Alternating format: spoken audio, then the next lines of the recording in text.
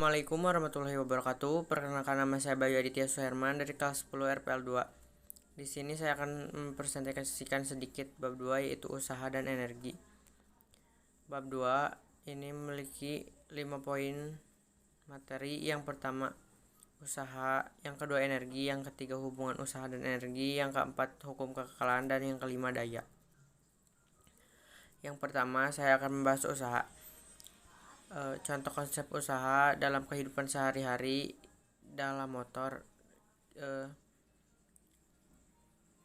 Dapatkah kamu berpikir bensin yang diisi ke dalam motor dapat hilang, itu kemana?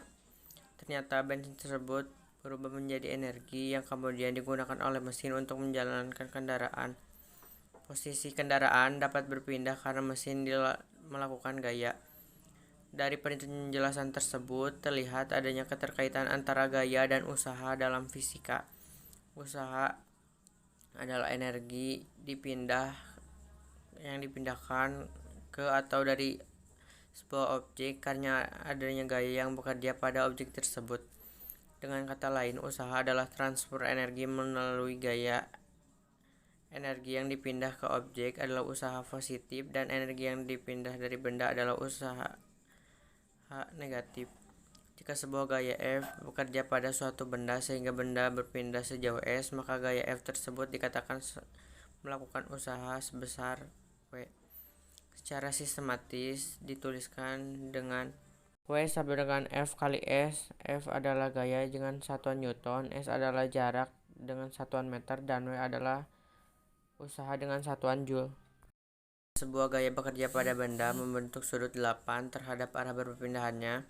Besaran usaha dilakukan dapat dihitung dengan menggunakan persamaan W sama dengan F kali S kali cos kali 8. Kedua, energi. Kata energi berasal dari bahasa Yunani, yaitu ergon, yang berarti energi. Didefinisikan sebagai kemampuan melakukan kerja atau usaha. Oleh karena itu, suatu energi sama dengan satuan usaha. Ada beberapa macam bentuk energi, di antaranya energi mekanik, energi cahaya, energi panas, energi listrik, dan lain. Pada kali ini saya akan membahas energi kinetik, potensi, dan energi potensial. Yang pertama, energi kinetik atau EK adalah energi yang dihubungkan dengan keadaan pergerakan suatu objek. Semakin cepat objek pergerakan, maka semakin besar pula energi kinetiknya. Suatu objek bermassa m berkecepatannya v, maka energi kinetik dirumuskan sebagai EK sama dengan setengah mv kuadrat.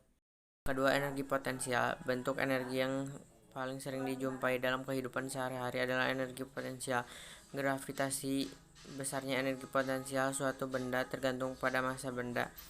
Kecepatan gravitasi bumi mempengaruhi benda dan energi posisi benda, dan tinggi atau posisi benda.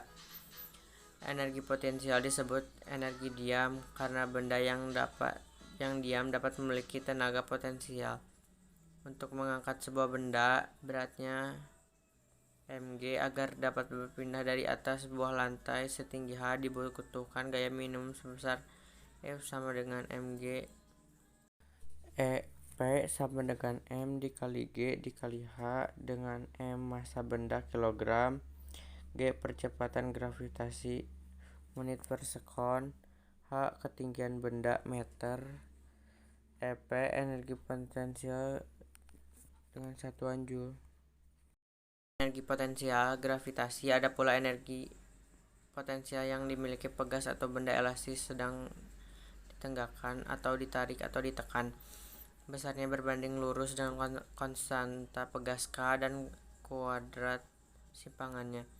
Secara sistematis dapat dituliskan dengan persamaan berikut. P sama dengan setengah dikali K dikali delta kuadrat dengan konstanta pegas Nm delta X simpangan meter. EP energi potensial Joule. Ya, selanjutnya usaha dan energi kinetik.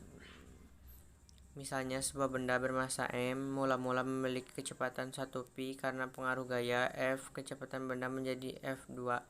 Usaha yang dilakukan F terhadap benda adalah dengan perubahan energi kinetiknya. Usaha energi kinetik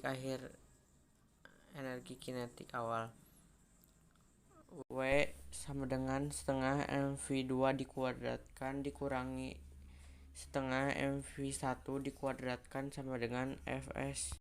Hubungan yang selanjutnya, hubungan usaha dengan energi potensial. Jika sebuah benda mula-mula berada pada ketinggian H, kemudian benda sehingga ketinggiannya menjadi H, maka perubahan ketinggian benda akan memberikan perubahan energi potensial benda. Besarnya perubahan energi potensial dapat dituliskan menjadi W sama dengan mgh2 dikurangi h1, W sama dengan mgh2 dikurangi mgh1, W sama dengan ep2 dikurangi ep1, W sama dengan delta ep.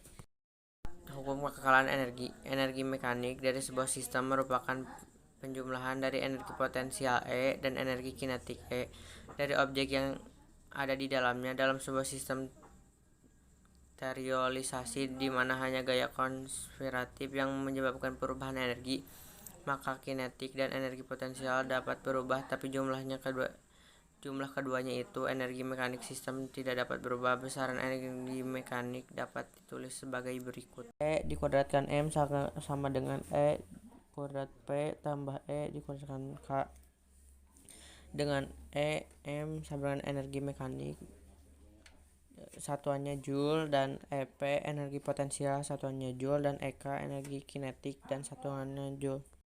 Kelima adalah daya. Daya adalah kecepatan melakukan usaha atau laju saat usaha jika gaya melakukan sejumlah usaha W dalam sejumlah waktu AT. Daya rata-rata akibat gaya selama interval waktu adalah satuan daya adalah Joule per detik. Untuk dikemukakan konsep efisiensi daya guna, efisiensi sering dinyatakan dalam satuan persen. Sekian dari saya, mohon maaf apabila ada kesalahan dan kekurangan. Wabillahi taufiq wal hidayah. Wassalamualaikum warahmatullahi wabarakatuh.